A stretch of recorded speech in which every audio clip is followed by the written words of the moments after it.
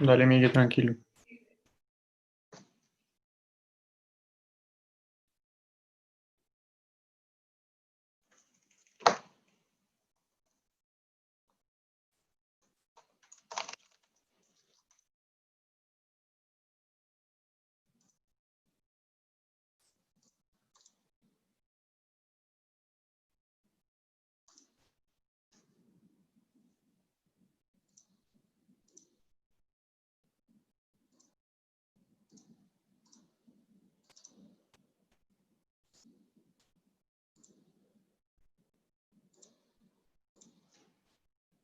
Juan, Listo. Ya se te... eso, ya se arregló. Ya, perfecto. Disculpas. Bueno, entonces la primera parte de la charla, vamos a hablar de epidemiología, los aspectos generales de epidemiología, de la fisiopatología, de la presentación clínica y la clasificación, el manejo prehospitalario, el manejo en urgencias y el manejo neuroquirúrgico y de neurocuidado intensivo de estos pacientes. Mañana hablaremos de algunas lesiones específicas que acompañan a este tipo de trauma, algunas consideraciones especiales, vamos a hablar un poco del pronóstico de estos pacientes, de las complicaciones que tienen a largo plazo y unas conclusiones grandes. Entonces, para empezar con la epidemiología, eh, eh, el país pues, que tiene los registros más grandes epidemiológicos y más confiables de esta enfermedad, de este trauma, es Estados Unidos. El registro más grande que se tiene y más confiable es del 2003, que lo hizo el National Center for Injury Prevention and Control. Aunque es un poco viejo, pues es el registro más grande que se tiene hasta la fecha. En este mismo año, el TEC fue causal de 2.5 millones de consultas al servicio de urgencias, 282.000 hospitalizaciones y 56 muertes, 56.000 muertes. La incidencia muestra tres grupos poblacionales que son o que se ven especialmente afectados por esta condición, siendo los primeros los adultos mayores de 75 años, luego la población pediátrica menor de 4 años y por último los adultos entre los 15 y los 24 años. Esto tiene sentido teniendo en cuenta que la etiología del trauma encefalocraniano es más por caídas, que es algo que sucede con mayor frecuencia en los adultos de mayores de 75 años, luego por golpes con objeto y por último por accidentes de tránsito que sucede más en adultos jóvenes. En Colombia no hay como tal pues, un estudio descriptivo grande que caracterice epidemiológicamente el trauma encefalocraniano. Sin embargo, contamos con algunos estudios. El primero se hizo en el Hospital Universitario de Neiva. Se revisaron 255 hospitalizaciones por TEC entre el año 1997 y 2003, donde se reportó una mortalidad general del 30%. Particularmente en Medellín, el Hospital San Vicente Fundación, entre los años 2003 y 2005, este estudio descriptivo se hizo entre niños, población pediátrica entre 1 y 5 años. El 64.4% de los traumas ocurrían en el sexo masculino y la etiología fue en un 83% por caída de altura, reportando finalmente una mortalidad general del 3%. Entonces, aunque no hay pues como un reporte grande en Colombia, sí contamos clínicos, sí contamos con los datos del Instituto Nacional de Medicina Legal, particularmente el boletín de forensis del año 2018, que es el más reciente, que se encuentra pues en la página web del instituto, muestra que el trauma encefalocraniano fue la principal causa de muerte accidental en el año 2018. Esto ocurrió con mayor frecuencia en hombres que en mujeres. Aquí se ve pues 668 versus 149 casos. Y esta disparidad se ve aún más pronunciada en la causa de homicidio, teniendo en cuenta pues que el trauma craneano fue la segunda causa de homicidios en el año 2018. O sea, aquí pues que hubo 2.710 casos en hombres versus 240 casos en mujeres, por lo que se ve pues que es una condición de alta prevalencia y mortalidad en el país. La fisiopatología del TEC es algo compleja. Voy a tratar pues como de dar una vista grande, tratar de resumirlo de la mejor manera posible. Es verdad que vamos a empezar entonces con una injuria cerebral mecánica y que esa injuria cerebral mecánica me va a causar una cosa que se conoce como un patrón isquemia-like, que a su vez es causado por una disregulación metabólica y del flujo cerebral. Para entender esto es importante saber que la circulación precapilar del cerebro tiene una autorregulación que es más suficiente cuando las presiones arteriales medias del organismo se encuentran entre 50 y 150 milímetros de mercurio. De esta forma, ante caídas de la presión arterial media, la vasculatura precapilar del cerebro va a tratar de hacer una vasodilatación refleja, y si la presión arterial media aumenta, entonces va a haber una vasoconstricción refleja. Estos mecanismos, obviamente, pues con el propósito de mantener un flujo cerebral que normalmente debe estar entre 40 y 60 mililitros por 100 gramos de tejido cerebral por minuto. Cuando este flujo cerebral cae más o menos o aproximadamente unos 15 mililitros por 100 gramos de tejido por minuto, vamos a hablar entonces de que particularmente en trauma va a haber isquemia. Eso es distinto, el umbral puede ser un poco mayor al ataque cerebrovascular, que es solamente de 5 mililitros por 100 gramos de tejido cerebral por minuto. Entonces, esta injuria cerebral mecánica lo que me va a causar es una pérdida preferencial a la dilatación precapilar en respuestas a la baja de la presión arterial media y de la reactividad al dióxido de carbono. Entonces, como no es infrecuente que un paciente con TEC tenga bajas de la presión arterial media, puede ser, por ejemplo, en el contexto de un politrauma, un paciente que esté sangrando, entonces el cerebro no va a poder hacer esa vasodilatación refleja y no se va a poder mantener el flujo cerebral, causando como consecuencia este patrón, ¿cierto? Va a haber una irregulación metabólica y del flujo. De aquí parten tres grandes vías. Entonces, el metabolismo anaerobio lo que va a causar es una disfunción de la bomba sodio-potasio TPase que depende de oxígeno, y como no se va a poder mantener el gradiente iónico intracelular y va a haber cúmulo de sodio intracelular, entonces va a haber una lisis, y esa lisis va a generar un aumento de la permeabilidad de la barrera hematoencefálica. Recordemos entonces que la barrera hematoencefálica no son más que células endoteliales con uniones estrechas que proveen por de 0.7 a 0.9 nanómetros. Si de esta forma se aumenta esa permeabilidad de la barrera hematoencefálica, entonces no solamente va a haber edema por filtración de líquidos, sino que va a haber movilización de neutrófilos, linfocitos T, macrófagos y células gliales, que van a producir no solamente citoquinas inflamatorias, como el factor de necrosis tumoral alfa, la interleuquina 1, 6 y el RANTES, sino que va a haber producción de metaloproteinases y elastasas que van a volver a dar edema y aumento de la permeabilidad y lisis celular, y este edema va a generar efecto de masa, que finalmente es donde van a aparecer las otras dos vías.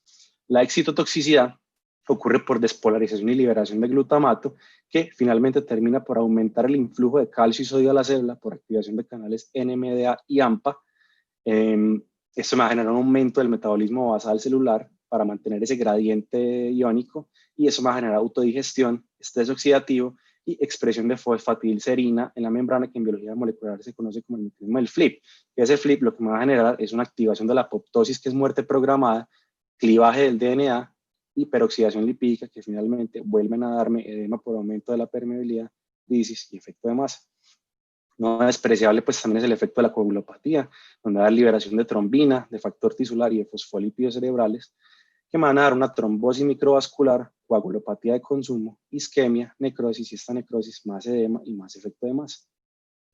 Entonces se termina por perpetuar un ciclo donde este efecto de masa me va a aumentar la presión intracraniana, y esa presión intracraniana no solamente puede precipitar una herniación cerebral, sino que también disminuye la presión de perfusión cerebral, que es igual a la presión arterial media menos la presión intracerebral, y esa disminución de la presión de perfusión cerebral me va a causar isquemia, necrosis, y la necrosis vuelve y me causa edema y efecto de masa. Se repite el ciclo. Para esto es importante recordar que no solamente ese edema per se puede causar un efecto de masa, sino que estos pacientes también pueden tener sangrados o hematomas intracerebrales. Y para entender por qué se puede herniar el cerebro por aumento de la PIC, se propuso pues la doctrina de Monroe-Kelly, que dice que como la bóveda craneana pues no es maleable o deformable, y está compuesta de tejido cerebral líquido cefalorraquídeo y volumen sanguíneo, ya sea pues, venoso y arterial, si hay alguna masa que ocupe esa bóveda craneana, entonces se va a tener que sacrificar alguno de los dos componentes para poderla acomodar, empezando primero por el volumen sanguíneo y el líquido cefalorraquídeo, y finalmente cuando se alcanza un punto de descompensación según el volumen de la masa, pues sencillamente se va a tener que empezar a sacrificar cerebro, y este va a empezar a salir de la bóveda craneana por diferentes lugares, que más adelante vamos a hablar pues, de los tipos de herniación. Mm, La presentación clínica es muy importante tener en cuenta la escala de coma de Glasgow. La crearon estos dos doctores, Graham Tisdale y Brian Jennett, son escoceses. Esto lo presentaron en el Lancet de 1974 como una forma de valorar el estado de conciencia en pacientes que tenían trauma encefalocraniano. Algo que no se sabe con mucha frecuencia es que esta escala se volvió a revisar en el 2014. El primer autor fue Graham Tisdale, pues para ese momento ya había fallecido el doctor Jennett, y el propósito de esta revisión que se hizo en el 2014 era la de utilizar un lenguaje más de uso común en la modernidad, y a demostrar pues cuáles son los cambios específicos que se hicieron. La escala de coma de Glasgow es una escala que permite valorar la severidad del trauma, ¿cierto? Se puntúa de 3 a 15. Es importante entender que ningún paciente puede tener un Glasgow menor de 3, y que un score de 13 a 15 determina que sea un TEC leve, moderado si el Glasgow está entre 9 y 12, y severo si es 8 o menos. Entonces, ¿qué tipo de cosas cambiaron? Entonces, la puntuación sigue siendo igual, ¿cierto? La apertura ocular va hasta 4, la respuesta verbal hasta 5 y la respuesta motora hasta 6. La apertura ocular antes era pues que usted encontrara al paciente cuando lo fuera a revisar, que la apertura ocular fuera espontánea, que cuando usted le dijera que abriera los ojos lo hiciera, una puntuación de 3, o que solamente lo hiciera el dolor, 2, o que sencillamente el paciente no daba ningún tipo de respuesta, entonces era 1. En esta no solamente se incluyó la parte de no evaluable, pues, es posible que algún paciente tenga una enucleación o algo que no permita usted revisar la apertura ocular, sino que cambiaron que el paciente abra los ojos al sonido, no es necesario darle el comando específico de que abra los ojos, y que el estímulo no tiene que ser doloroso, sino una presión. En la parte de respuesta verbal, sencillamente simplificaron más las palabras que se usaban. Pasamos de hablar de conversación confusa y palabras inapropiadas y sonidos ininteligibles o guturales a que el paciente sencillamente estuviera confuso en las 3 esferas, tiempo, espacio y persona, palabras, que solamente hablara por palabras, que solamente emitiera sonidos, que no tuviera ningún tipo de respuesta, o que no fuese evaluable, por ejemplo, en un paciente que tiene intubación orotraqueal. La respuesta motora no tuvo muchos cambios, se incluyó pues la parte de no evaluable. Es importante entender que la respuesta motora hay que tener en cuenta la mejor respuesta motora cuando se está hablando del paciente, y quería hacer un hincapié en ciertos términos. Cuando aquí se dice localiza el dolor, que también aplica en la escala revisada, es importante que se tenga presente que el paciente tiene que cruzar la línea media cuando se localiza el dolor. Algo importante, o que me llamaba, por ejemplo, pues por lo menos a mí la atención, es esta parte de la flexión normal versus anormal.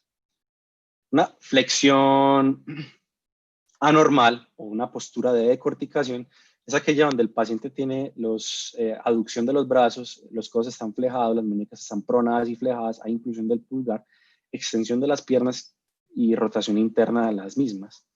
Por el contrario, una flexión, una extensión, pues que es una postura de descerebración, es cuando el paciente, en vez de tener los codos flejados, los tiene extendidos, las muñecas siguen estando flejadas en pronación con el pulgar extendido, y las piernas van a estar extendidas con rotación interna. Quería aquí pues mencionar algo importante. Los estímulos dolorosos, ahora se tiene presente que el estímulo doloroso no se puede convertir en un trauma adicional para el paciente. Es decir, nosotros tratamos con estos estímulos de elucidar una respuesta, más no de causar un daño adicional. Entonces tenemos que tener cuidado cuando hagamos esto. Lo ideal sería tratar de empezar del estímulo menos doloroso al estímulo más doloroso. Estos son algunos de los estímulos que se aceptan pues, en la práctica médica. Algunos autores sugieren pues, este orden, que es que se empiece con el estímulo subungueal, luego con el estímulo supraorbitario, tercero la presión sobre la articulación temporomandibular, y por último, que es el más doloroso, la presión supraesternal con el nudillo. Esta presión supraesternal también hay que tener mucho cuidado de no irla a hacer en pacientes que tengan coagulopatías o que tengan trauma de tórax, porque si se hace esa presión, es posible que usted cause un trauma adicional o que cause un hematoma que sea bastante incómodo para el paciente, y pues no es lo ideal tampoco. Esta escala de coma de Glasgow es la única escala que permite, o la mejor escala que permite en urgencias, establecer la severidad y con base a esa severidad establecer una terapia para el paciente. Hay otras escalas que ya las voy a mencionar, que permiten usted valorar al paciente, sobre todo bajo ciertas circunstancias específicas como la escala FOR. Sin embargo, esa escala no está diseñada para establecer una severidad del trauma en urgencias, sino que está diseñada más bien para establecer un pronóstico neurológico. Además, la escala de coma de Glasgow es una escala que es fisiológica, que no es una escala anatómica, es decir, es una escala dinámica que se debe hacer cuando el paciente esté reanimado y en las primeras 2 horas de ingreso al servicio de urgencia se debe hacer cada 30 minutos y después cada hora por 4 horas, mínimamente. La escala FOR es una escala que puntúa de 0 a 16. Es una escala que tiene una gran ventaja y es que evalúa los reflejos del tallo, que es particularmente importante en pacientes que pueden tener síndrome de enclaustramiento y que se puede utilizar en pacientes intubados. Puntuaciones de 4 menos de esta escala tienen incluso un peor pronóstico que un Glasgow de 3. Aquí quiero mencionar estos 2 estudios, un estudio de la revista británica de neurocirugía y un estudio de la revista de enfermería de neurocirugía americana, que compararon esta escala en términos pues, de desenlaces neurológicos con la escala de coma de Glasgow, que la escala de coma de Glasgow se puede también usar en ciertos modelos pronósticos para definir eventos adversos a 6 meses, que mañana pues, me encargaré de mostrar esos modelos, y encontraron que verdaderamente la escala FOR es equivalente a la escala de coma de Glasgow para predecir desenlaces neurológicos a largo plazo. La escala de PU o ABDI es una escala que es simple, es rápida y es particularmente útil, sobre todo en el ámbito prehospitalario. Hay ciertas equivalencias pues, que se han propuesto. Un Glasgow de 15 puede ser equivalente a una A, o sea, un paciente alerta que está despierto. Un Glasgow de 12 o 13 puede ser equivalente a una respuesta verbal, es decir, el paciente solamente responde cuando se le hace un estímulo verbal.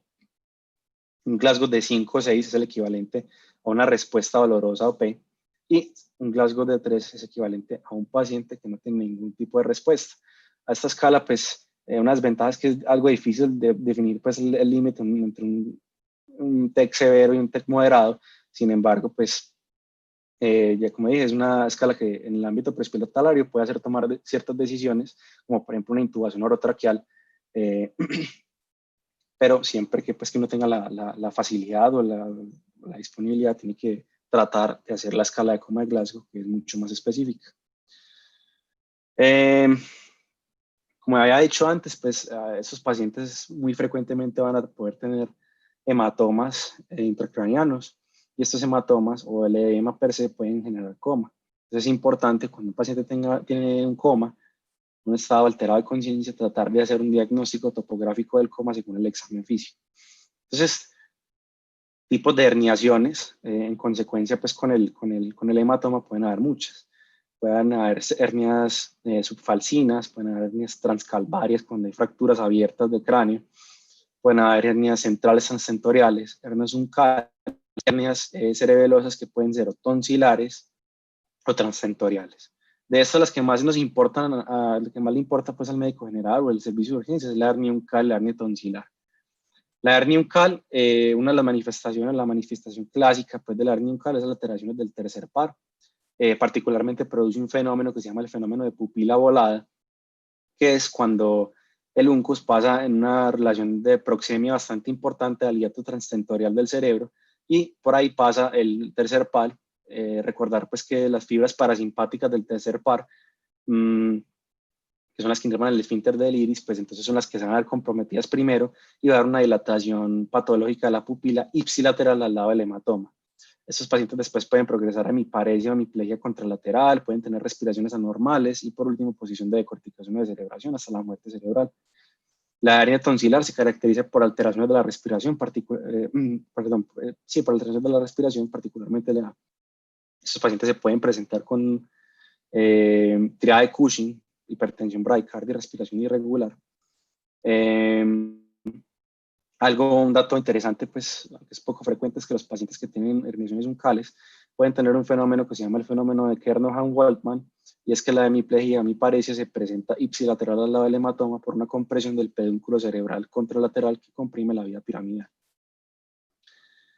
Entonces, para dividir pues este diagnóstico topográfico, vamos a empezar con los ojos, después vamos a hablar un poquito de los patrones respiratorios y de los movimientos oculares que pueden apuntar hacia dónde está el trastorno.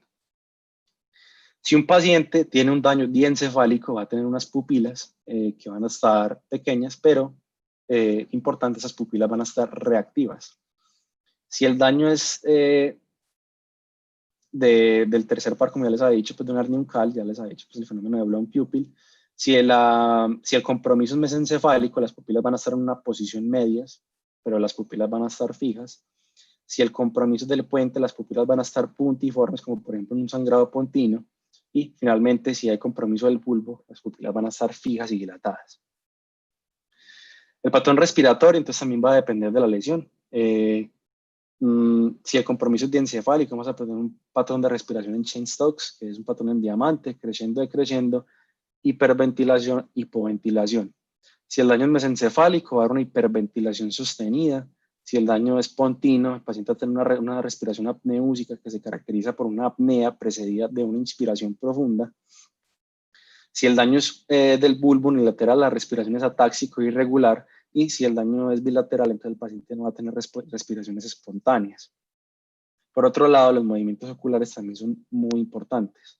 El movimiento de Robin, que son movimientos conjugados horizontales, se produce por lesiones corticales, especialmente en coma metabólico, como en crisis hiperhipoglucémicas. El movimiento de Bobbin se produce por lesiones pontinas bilaterales, que son movimientos rápidos y conjugados hacia abajo con regresión a la posición neutral. Las lesiones mesencefálicas dorsales van a producir nistagmus, ¿cierto? Que son movimientos lentos y rápidos. Los movimientos rápidos son una fase correctiva. Esto es muy importante. Las desviaciones laterales, que son desviaciones forzadas de la mirada conjugada, van a ser ipsilaterales si el daño es destructivo, por ejemplo, como en un hematoma o en ACV. Y si la lesión es irritativa, como en un foco epiléptico, entonces los ojos se van a desviar al sentido contralateral. Si hay una compresión del plato tegumentario mesencefálico, entonces la desviación va a ser vertical. Aquí se puede ver, pues, un resumen de todo eso que acabo de decir, de siempre mirar, pues, el patrón respiratorio, las pupilas, los movimientos oculares y la respuesta motora para ver dónde está el daño en el paciente. Cuando un paciente tiene una escala de coma de Glasgow de 3, es importante que se descarte la muerte cerebral. Aquí en Colombia, particularmente, pues esto es requisito que lo haga un especialista en neurociencia, ya sea un neurólogo o un neurocirujano, pero no está de más pues hablar de ello porque siempre es importante tenerlo en cuenta. Insisto en que esto es una lista de chequeo, esto no es pues como decidir que cumpla una u otra cosa, sino que el paciente verdaderamente tiene que cumplir todas las cosas que les voy a mostrar. Entonces, antes de hacer esta lista de chequeo, el paciente tiene que tener obviamente pues un coma, que ese coma sea irreversible, que sea de causa conocida y que tenga hallazgos imagenológicos que lo expliquen. Tiene que haber ausencia de intoxicación, que para esto pueden ser útil un panel toxicológico en orina. Esos pacientes muy frecuentemente van a estar intubados, entonces no puede tener medicamentos paralizantes y si le han puesto barbitúricos, entonces la concentración tiene que ser menor a 10 microgramos por mililitro. No puede tener alteraciones electrolíticas, endocrinas o acidobases severas, por ejemplo, un coma por una crisis hiperglucémica. Se debe corregir antes de que usted pueda diagnosticar la muerte cerebral. La temperatura corporal tiene que ser mayor a 36 grados, la presión sistólica mayor a 100 milímetros de mercurio y el paciente no puede tener respiraciones espontáneas. Entonces, el paciente hay que examinarlo, el paciente no puede tener pupilas reactivas, el reflejo corneal tiene que estar ausente, o sea, simular pues con una torunda de algodón la córnea, no puede dar parpadeo reflejo. El reflejo oculocefálico tiene que estar ausente, es decir, que los ojos de muñeca estén presentes, el signo de ojos de muñeca. Eso se debe realizar solamente en los pacientes que no se sospeche que haya compromiso cervical por mecanismo del trauma. Esto quiere decir que cuando usted haga un movimiento de la cabeza, los ojos se queden en la posición que están y no giran hacia el lado contrario, hacia donde está haciendo el giro de la cabeza del paciente. El reflejo oculovestibular o calórico tiene que estar ausente, es decir, que cuando yo instile una agua, puede ser fría o caliente en un oído, no se produzca un reflejo adecuado, es decir, que los ojos del paciente miren hacia el lado donde se está instilando el agua fría. Esto sucede porque en este oído, en el oído ipsilateral, se va a producir una corriente ampulífuga y en el oído contralateral se produce una corriente ampulípeta, es decir, que simula una sensación de giro en el oído contralateral y esto va a elucidar una desviación de la mirada conjugada hacia el lado contralateral. Sin embargo, la dirección de la sacada correctiva del nistagmus que esto produce sí va a suceder en el lado contrario. Esto es muy importante tenerlo en cuenta porque alguna literatura hispana pues sugiere que el movimiento de los ojos tiene que ser al lado contralateral, y eso no es del todo cierto, sino más bien en la dirección del nistagmus. El paciente no puede tener movimientos faciales ni en las 4 extremidades un estímulo nociceptivo, particularmente en la cara si el estímulo es supraorbitario temporomandibular, y no puede haber un reflejo tusígeno al movimiento del tubo orotraqueal. La prueba de apnea es muy importante. El paciente conectado a un ventilador se va a ajustar la presión arterial de CO2 a 35-45 milímetros de mercurio, que eso es equivalente aproximadamente a 10 o 12 respiraciones por minuto. Se va a ventilar el paciente con FIO2 al 100% por más de 10 minutos con el propósito de alcanzar una presión arterial de oxígeno mayor a 200 milímetros de mercurio. Esto es la preoxigenación. Vas a poner el PIB de 5 centímetros de agua, y si con esto el paciente satura menos del 95%, se obtienen gases basales. En este momento se desconecta el ventilador, se pone un catéter de succión con oxígeno a 6 litros por minuto a nivel de la carina. Esta es una distancia que puede ser de aproximadamente 22 a 23 centímetros, dependiendo de si es un hombre o una mujer, y vamos a contar 10 minutos. Si hay ausencia de respiraciones espontáneas, que esto puede ser pues, que el paciente no tenga ni movimientos torácicos, ni abdominales, ni tenga jadeo, entonces en este momento vamos a repetir los gases si lo hayamos obtenido de forma basal o si no, pues los obtenemos por primera vez, y el test va a ser positivo si el valor de presión arterial de CO2 es mayor a 60 milímetros de mercurio o un aumento de 20 milímetros de mercurio del valor basal, si se hayan obtenido de forma pues, en este momento. Si en cualquier momento la presión arterial es menor a 90, se debe abortar el test. Y si en cualquier momento la saturación es menor a 85% por más de 30 segundos, se debe abortar el test y se puede repetir con una pieza en test y PAP con estos valores.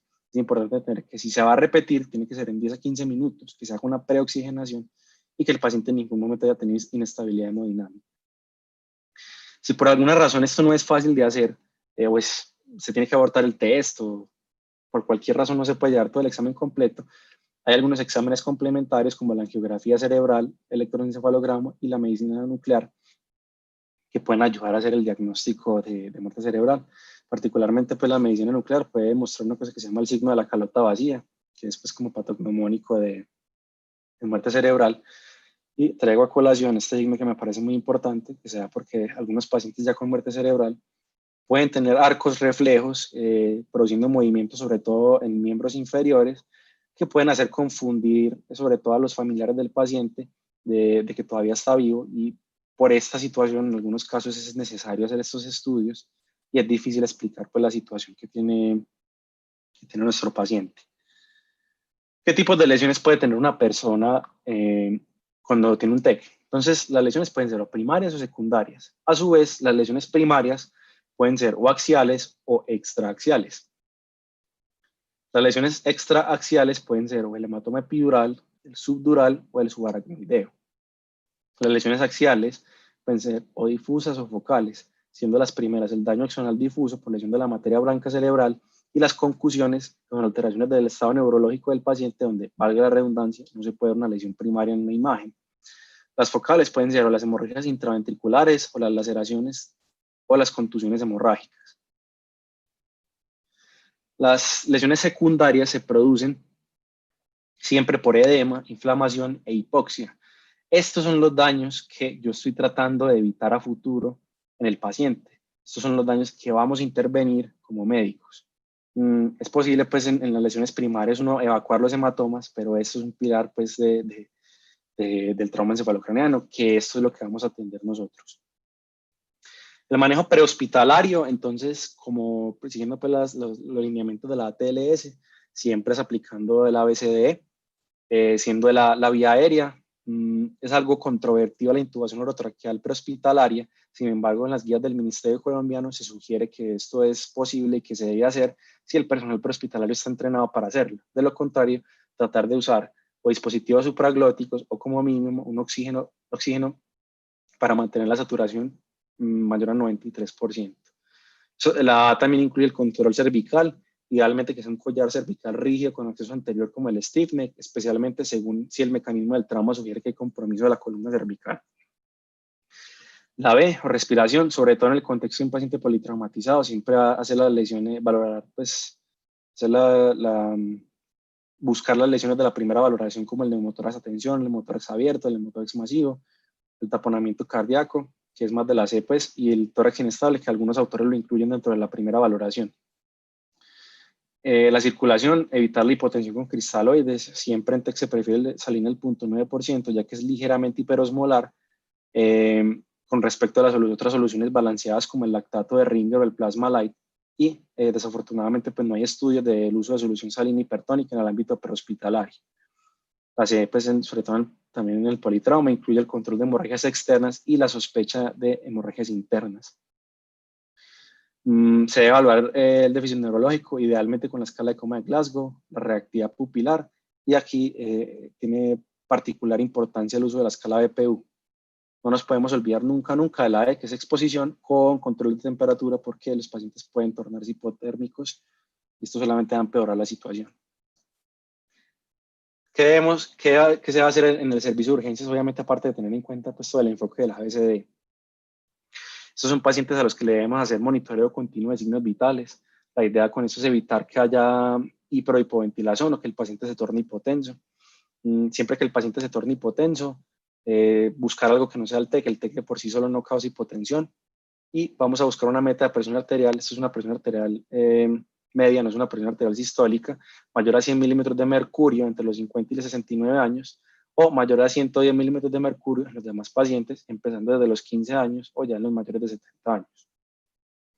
Se debe usar ante el paciente hipotenso, como ya les había mencionado, cristaloides antes que albúmina. Esto se resultó de un análisis post-hoc del SAFE Trial. Este estudio inicialmente mostró que no había diferencia entre albúminas y cristaloides. Sin embargo, este análisis post-hoc mostró no solamente que eran superior los cristaloides, sino que la albúmina se asocia a un peor desenlace, a mayor mortalidad. También se debe usar salina antes que soluciones balanceadas.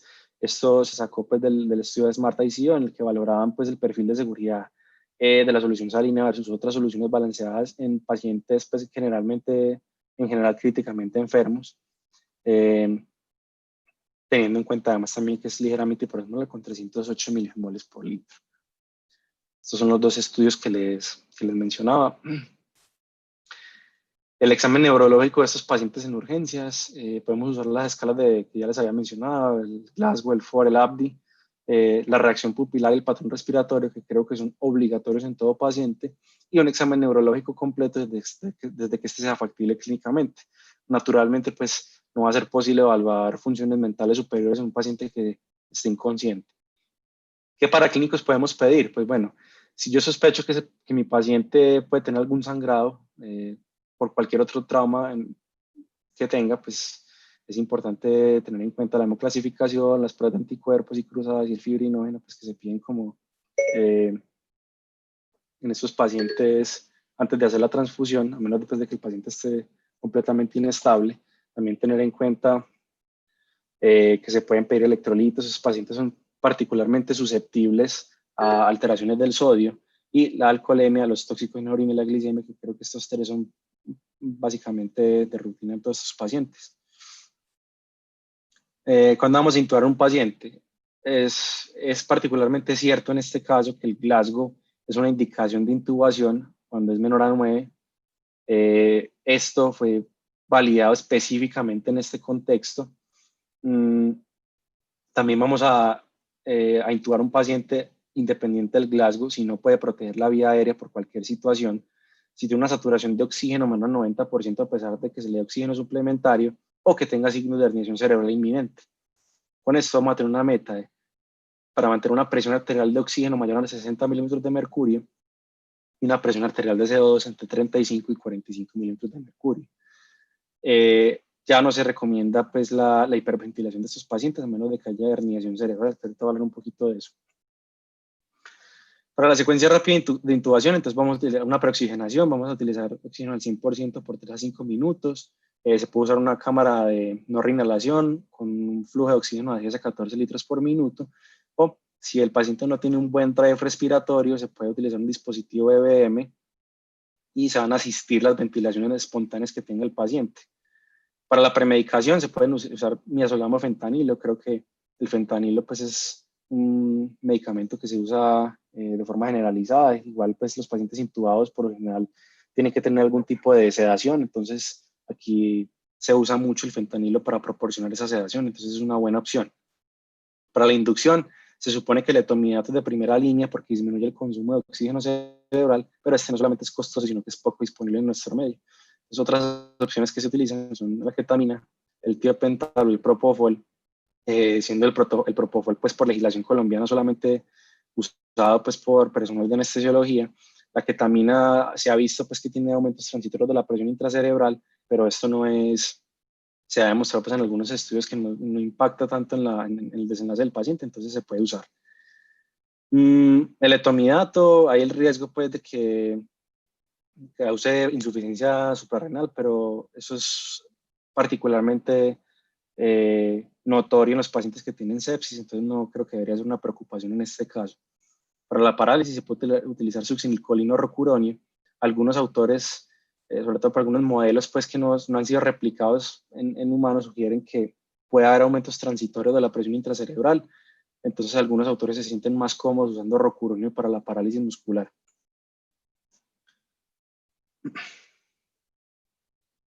Antifibrinolisis, esto es muy reciente.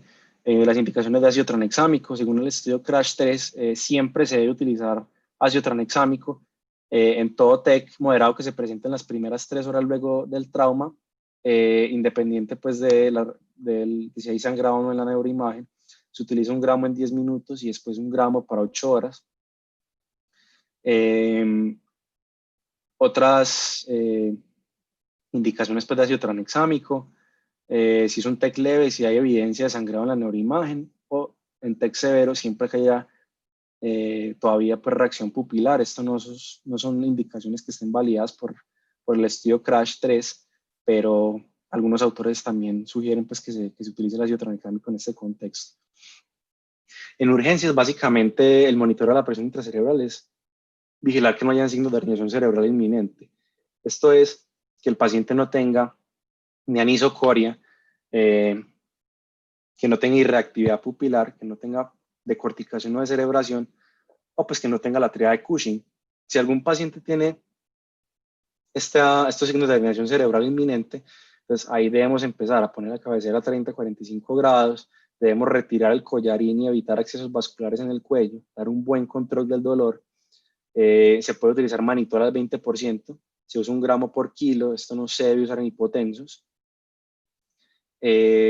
O utilizar salina hipertónica al 7.5%, 12 cc por kilo. En Estados Unidos sugieren pues algunos autores que se utilice una presentación que existe ya que es el 23.4%, 30-60 cc en 10 minutos, aunque esto no está pues como disponible en Colombia. Para hacer de forma empírica, la solución salina del 7.5%, se puede utilizar 320 cc de natol, 32 ampollas, más 180 cc de agua destilada. Esto nos da 500 cc de salina del 7.5%. La hiperventilación es temporal, sin bajar de 30 milímetros de mercurio, de presión arterial de CO2.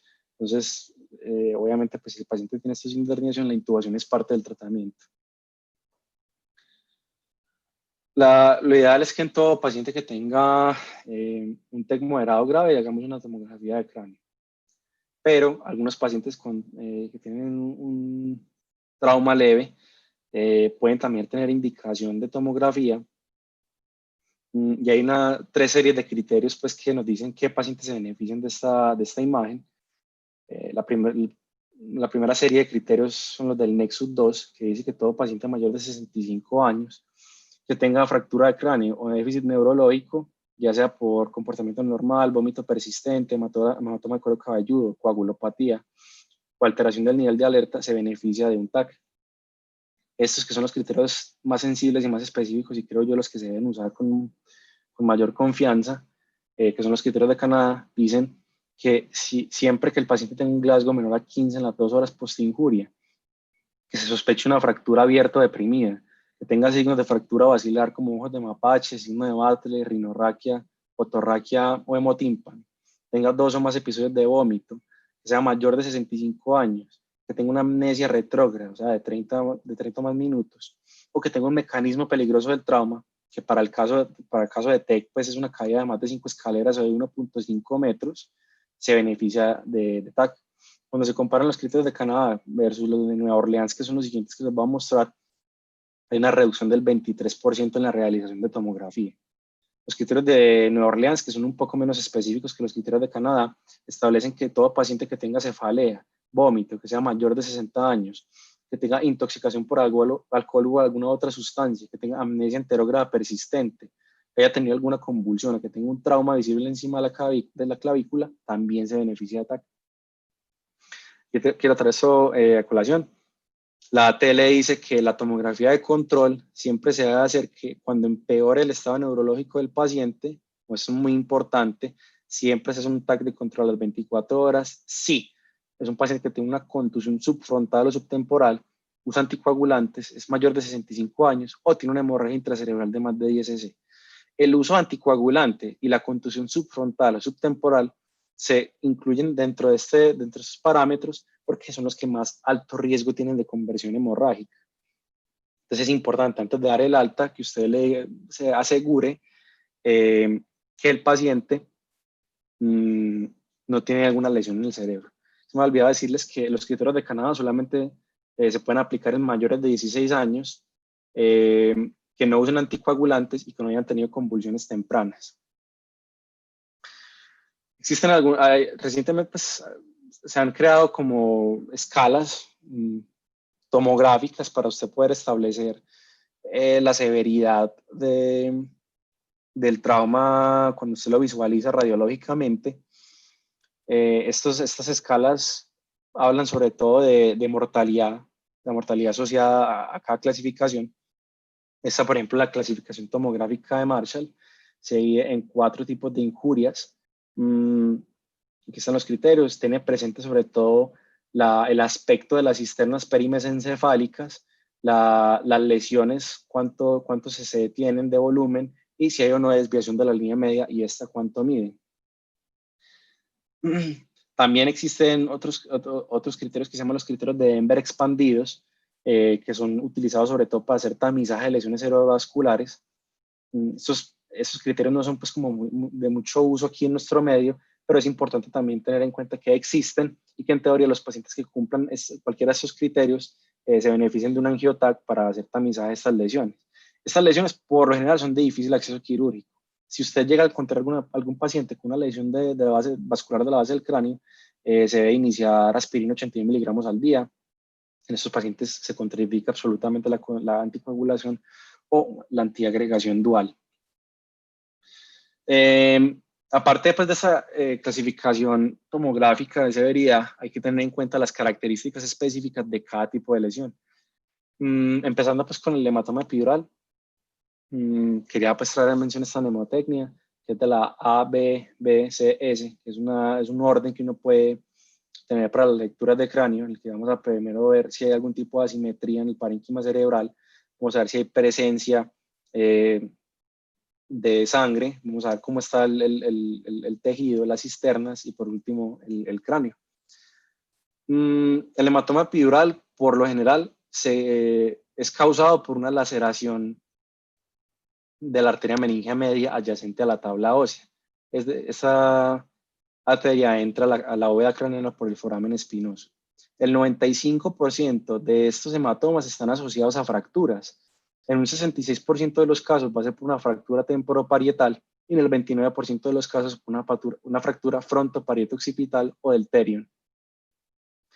El 90% de los pacientes van a tener un curso agudo o subagudo, es decir, un sangrado arterial, van a tener lucidez antes del colapso y un curso crónico en el 10%, que es sangrado venoso de la vena meningia media. Hay un síndrome que es el síndrome de despierta y muere. Pacientes que tienen el síndrome de despierta y muere se caracteriza porque el paciente ha tenido un episodio de pérdida de la conciencia en el trauma, después se despierta con sin aparente déficit neurológico y cuando va a la casa se muere. Esto sucede hasta en el 15% de los pacientes y es porque tiene un hematoma epidural que no se vio al inicio. En la tomografía este hematoma se ve como tiene una forma de lente biconvexo y respeta la sutura del cráneo. Y se puede ver pues, la convergencia que es el terion. Este es un ejemplo de un hematoma epidural en la tomografía. El hematoma subdural se produce por acúmulo de sangre entre la dura madre y la aracnoides. Tiene ciertas fases. La primera fase es una fase aguda que es en menos de 7 días, es un sangrado hiperdenso. Una fase subaguda que es entre el 7º y el 14º día, el sangrado se va a dar macizo denso. Y una fase crónica que son sangrados de más de 15 días, donde el sangrado se torna hipodenso. Por lo general, es causado por una disrupción de las venas puente del cerebro, que son las venas que eran en la superficie cerebral, los senos venosos durales. Muchas veces este tipo de hematoma se asocia a una lesión parenquimal subyacente y en la tomografía se ve que no cruza la línea media, no respeta suturas, sigue la convexidad del cerebro y tiene forma semilunar. Aquí se puede ver un ejemplo pues, del hematoma subdural agudo, subagudo y crónico. Aquí se ve pues, que es hiperdenso, se ve la forma semilunar, aquí es isodenso. Y aquí se ve pues, claramente el hematoma crónico, que es hipodenso. La hemorragia subaracnoidea tiene un aumento de incidencia después de los 50 años. Es causada por una lesión de los vasos perforantes entre la pía madre y la aracnoides.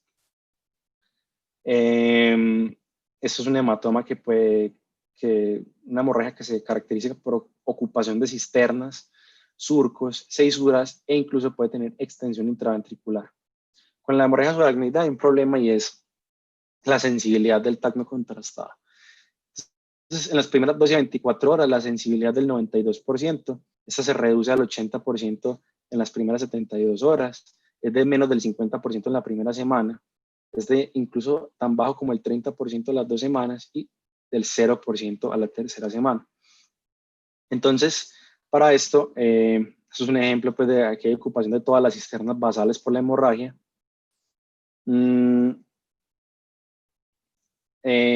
Esta hemorragia se puede utilizar la escala de Fisher, que es una escala pues, tomográfica para clasificar pues, el grado de la misma. Esto era una escala que no se usaba, pues, sino una hemorragia espontánea. Sin embargo, un estudio pues, demostró que puede ser validada y pues, usada en los casos de hemorragia traumática. Si el paciente, yo sospecho que tiene la hemorragia y la tomografía no lo muestra, entonces se puede hacer la prueba de los 3 tubos, ¿cierto? Que es un paciente que sencillamente le hago la punción lumbar y va a poner el líquido cefalorraquídeo en 3 tubos pues, que vienen con el kit. Si el paciente tiene una hemorragia subaracnoidea, la tinción de sangre va a ser igual en los 3 tubos, a diferencia de una punción traumática, en el que el paciente, la sangre va a tender a aclararse pues, a medida que se va recogiendo la sangre hacia el tercer tubo. También se puede hacer citometría. Por lo general, los eritrocitos usualmente son superiores a 600 o incluso 1000 cuando es una hemorragia subaracnoidea traumática, a diferencia pues, de una punción lumbar traumática, o si es disponible, pues también se puede hacer santocromía para ver si hay presencia de oximoglobina o bilirrubina, y eso también puede ayudar a confirmar el diagnóstico.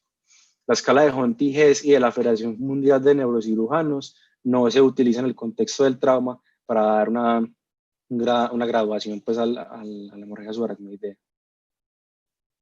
Las hemorragias intraventriculares por lo general se producen por lesión de vasos subependimales o extensión de hemorragias subaracnoideas y se caracterizan porque puede haber ocupación ventricular y posible hidrocefalia obstructiva. Estos son pues, algunos de ejemplos de unas hemorragias intraventriculares masivas con ocupación de los ventrículos laterales, incluso algún porcentaje pues, del parénquima cerebral. Las contusiones hemorrágicas son lesiones pequeñas de 2 a 4 centímetros que se localizan entre la sustancia gris y blanca. El 50% de estas suceden en los lóbulos temporales, el 30% en lóbulos frontales y basales y el 25% son parasagitales en la convexidad del cerebro. Por lo general se producen por un mecanismo golpe contra golpe y cizallamiento. Son algunas pues, lesiones pequeñas. Unos ejemplos de las contusiones hemorrágicas en tal. ¿Qué indicaciones de cirugía hay? Es importante que el médico en urgencias conozca esto para saber cuándo se va a llamar al neurocirujano. Si es un hematoma epidural, se drenan todos los hematomas que tengan 30 cc o más en el TAC, independiente del esquema de coma de Glasgow. Ahora, si el Glasgow es de 8 o menos y el paciente tiene anisocoria, esa cirugía se vuelve emergente. En el hematoma subdural se van a drenar todos los hematomas que sean de más de 1 centímetro de grosor, que tengan un desplazamiento de la línea media de 5 más milímetros, que tenga un Glasgow de 8 o menos, o que tenga una caída de del mismo pues, del Glasgow de 2 o más desde el ingreso, que tenga anormalidades pupilares, o que tenga una presión intracerebral persistentemente elevada por encima de 20. Esto pues obviamente si se está haciendo un monitoreo de presión intracerebral. Para calcular el volumen de hemorragia en un TAC se utiliza la regla del ABCD. Entonces vamos a calcular en este caso los 2 diámetros mayores que tiene la hemorragia y con base a eso vamos a multiplicar A por B por C y eso se va a ir entre 2. Entonces cuando hacemos eso vamos a tener el volumen en cc de la hemorragia. A por B por C sobre 2. C obviamente siendo pues en este caso el número de cortes que hizo la tomografía.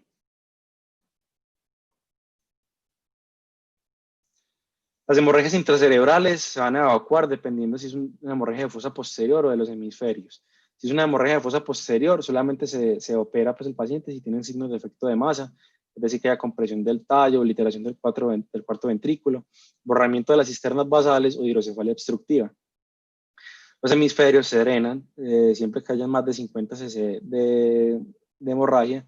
Cuando el Glasgow está entre 6 y 8, esto solamente cuando, además de tener Glasgow entre 6 y 8, si la hemorragia es frontal o temporal, si mide por lo menos 20 cc o más y tiene o una desviación de la línea media de 5 milímetros o más o tiene compresión de cisternas.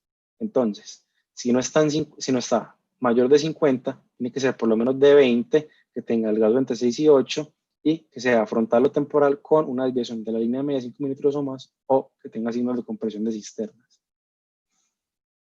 El control hemodinámico de estos pacientes, vamos a apuntar pues una meta de presión de perfusión cerebral entre 60 y 70 mililitros de mercurio.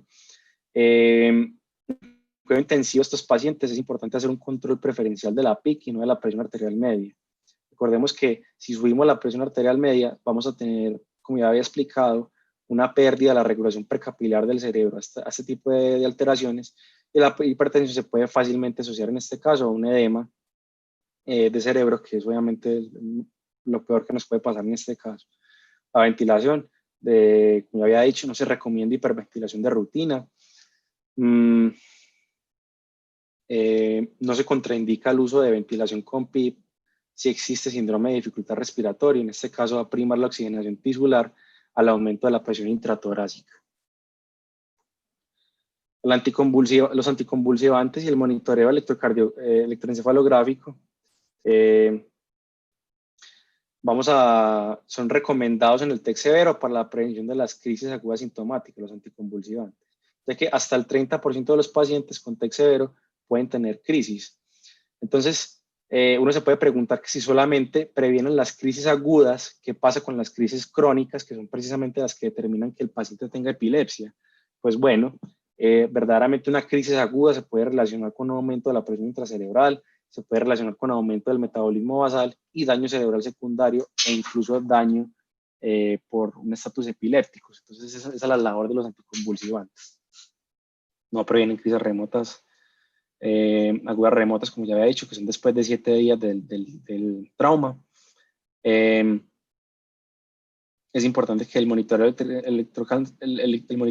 electroencefalográfico, porque las crisis no convulsivas se pueden presentar hasta en el 15-25% de los pacientes con TEC severo, especialmente cuando hay una alteración de la conciencia desproporcionada a la injuria visualizada. Hay algunos estudios pues, que han comparado o que han analizado qué tipo de anticonvulsivantes se debe usar en esos pacientes. Este estudio en particular comparó el uso de levetiracetam con fenitoína. Fueron 52 pacientes aleatorizados a levetiracetam o fenitoína el 89% de estos pacientes tenían un TEC severo y no hubo diferencias en la mortalidad o convulsiones durante el monitoreo continuo electroencefalográfico o a 6 meses. Sin embargo, el grupo de levetiracetam tuvo mejores resultados en la escala de desenlaces de Glasgow a 6 meses y resultados más bajos en el Disability Rating Score a 3 meses. Esta escala de desenlaces de Glasgow la voy a mostrar mañana, que es distinta pues, a la escala de coma de Glasgow que se usa en el servicio de urgencias. Entonces, al parecer, el levetiracetam puede ser una mejor opción a la fenitoína para la prevención de estas crisis. La fenitoína es lo que recomienda la TLS. La coagulopatía que puede suceder en estos pacientes va a depender de si el paciente está anticoagulado o no, el tratamiento que les vamos a dar. La meta generalmente es en un INR menor a 1.4 y dependiendo de lo que esté usando el paciente vamos a utilizar un medicamento u otro. Para los pacientes que vienen con warfarina se puede utilizar plasma fresco congelado, vitamina K o complejo de protrombina.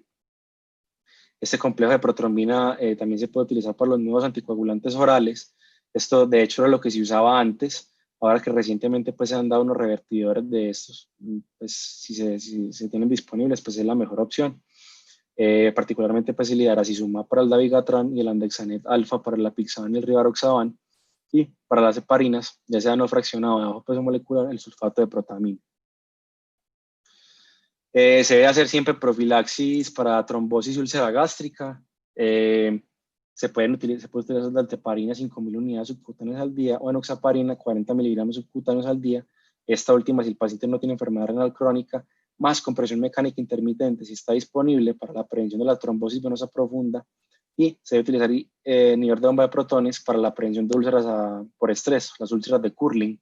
Se puede utilizar omeprazol 40 miligramos cada 24 horas. El control glicémico, estos pacientes pues tienen una meta aleatoria menor de 180 y preprandial menor de 140, que es la meta pues, en general para los pacientes hospitalizados. El doctor Román en este artículo pues, que se publicó por la Universidad de Antioquia sugiere que se utilice el esquema basal plus en el que se utiliza insulina basal de larga duración, por ejemplo la argina. Esta dosis va a depender de si el paciente ingresa con una glicemia entre 140 y 200 o ingresa con una glicemia de más de 200. Para los pacientes mayores de 70 años o con una tasa de filtración glomerular menor de 60, se puede utilizar una dosis menor de insulina basal utilizando un esquema móvil pues, cada 4 o 6 horas, porque los pacientes naturalmente pues, no van a tener, lo más probable es que no tengan vía oral, 4 horas si se utiliza una insulina rápida o cada 6 horas si se utiliza un esquema regular. Insulina regular, perdón. Siempre tener cuidado pues de hacer control de la fiebre. Esta fiebre que puede ser de origen central o secundaria, siempre va a empeorar la injuria cerebral secundaria y se asocia a peores desenlaces y stroke. Aumenta el metabolismo, la presión intracerebral por aumento del metabolismo basal y se debe controlar con antipiréticos y dispositivos de enfriamiento de superficie. Puede ser hidrogel o RAPS, dependiendo pues, de lo que sea disponible en la institución. La terapia endovascular para el control de fiebre no ha sido probada de forma sistémica. La hiperactividad simpatética paroxística no son más que episodios de hipertensión, taquicardia, diaforesis y distonías que resultan frecuentemente de estímulos externos. El manejo de esta situación, que no es la más frecuente, pero puede suceder en UCI, se basa en la suspensión del estímulo y la evaluación de diagnósticos diferenciales como el TEP, además de la combinación de fármacos abortivos y preventivos. También es importante que estos pacientes tengan métodos de nutrición cumplidos en los primeros 5 a 7 días. Por lo general van a necesitar nutrición enteral transpilórica. Monitoreo de la presión intracerebral. Entonces, las indicaciones de monitoreo de la presión intracerebral es que el paciente tenga un TEC severo y que tenga evidencia tomográfica de cualquier anormalidad, ya sean hematomas, contusiones hemorrágicas, herniación, edema o compresión de cisternas. Para eso se utiliza un catéter intraventricular, siempre que se cumplan estas condiciones. Antes, si el paciente no tenía un TEC severo, pero no tenía cualquiera de estas anormalidades en la tomografía, se hacía también el monitoreo de presión intracerebral siempre que el paciente tuviera más de 40 años, tuviera descerebración o decorticación o estuviera hipotenso. Sin embargo, estas otras recomendaciones para hacer monitoreo de presión intracerebral no fueron tenidas en cuenta en la última edición del Brain Trauma Foundation. Entonces, pues solamente les presento estas por ahora. La meta de presión intracerebral siempre va a ser menor a 22 milímetros de mercurio.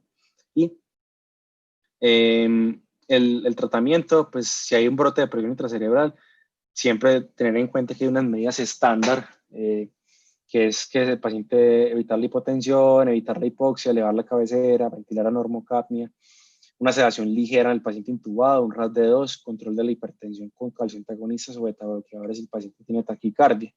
Pero hay algunas medidas que son específicas dependiendo del brote. Entonces, el brote de presión intracerebral puede ser o agudo o crónico.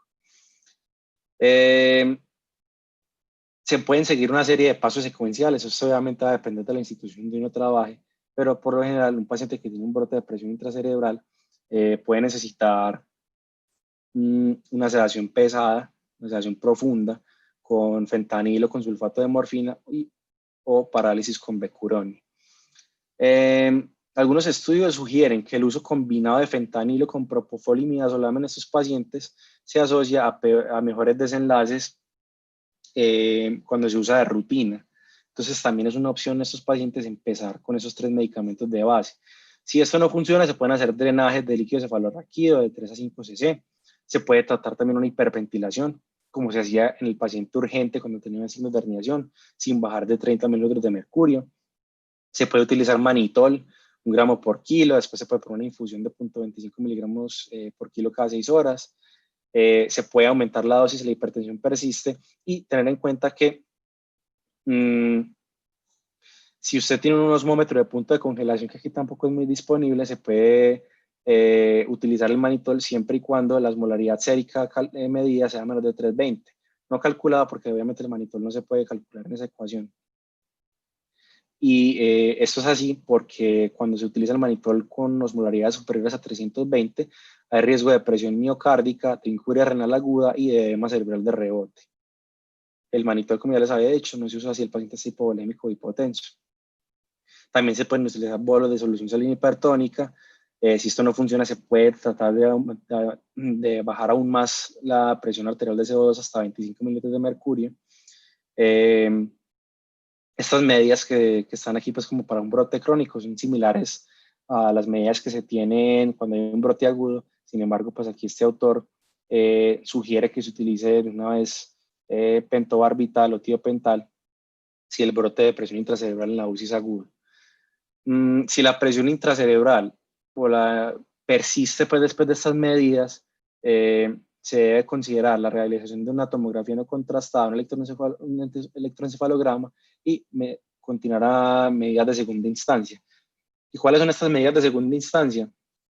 Pues utilizar barbitúricos altas dosis, que en este caso pues el propósito del barbitúrico no es causar un coma per se, sino que se habla de barbitúricos altas dosis porque la idea es alcanzar concentraciones terapéuticas. Si ya el paciente con esa concentración entra en un coma, pues es un efecto que viene de tratar de utilizar el barbitúrico a una dosis específica, pero la idea no es aplanar las ondas en el electroencefalograma. Se puede utilizar también la hipotermia. La hipotermia pues entre 32 y 35 grados, que se asocian mejores desenlaces a 6 meses en la escala de coma de desenlaces de Glasgow. Y si esto no funciona, se puede intentar una cranectomía descompresiva. ¿En qué pacientes no podemos hacer el monitoreo de presión intracerebral? En los pacientes que estén conscientes o que tengan una coagulopatía no corregida. Algunas complicaciones que pueden resultar de este monitoreo es que el paciente tenga una infección resultante del catéter. Para esto no se administran antibióticos de rutina. Que el paciente tenga una hemorragia, que tiene una incidencia de aproximadamente 1.4%. De estos, el 2.5% requieren cirugía, que tenga obstrucción del catéter o que tenga malposición. Solamente el 3% de los pacientes van a requerir un reposicionamiento quirúrgico. Por lo general, la duración de este monitoreo es de 72 horas luego de que la PIC sea normal sin que se le administre al paciente medicación. Es importante entender que los picos de hipertensión endocrinal en la UCI suelen suceder a los 2 o 3 días del trauma y al 9º a 11º día. Entonces, siempre que vayamos a retirar eso, tenemos que tener en cuenta esos 2 picos epidemiológicos en los que se sube con mayor frecuencia la presión intracerebral para no ir a quitarle el monitor antes del tiempo. esta pues fue como la primera parte que les quería traer de la presentación. Miguel, muchísimas gracias, hermano. Excelente charla. Recuerden pues que mañana tenemos la segunda parte. Inicialmente estaba prevista para las 7, pero por cambios pues de los horarios la realizaremos a las 8 de la noche en el canal pues de ASEMSES. Miguel, muchísimas gracias otra vez. Muchas gracias, Juan. Excelente charla y a los que asistieron también, ojalá les haya servido bastante. Gracias.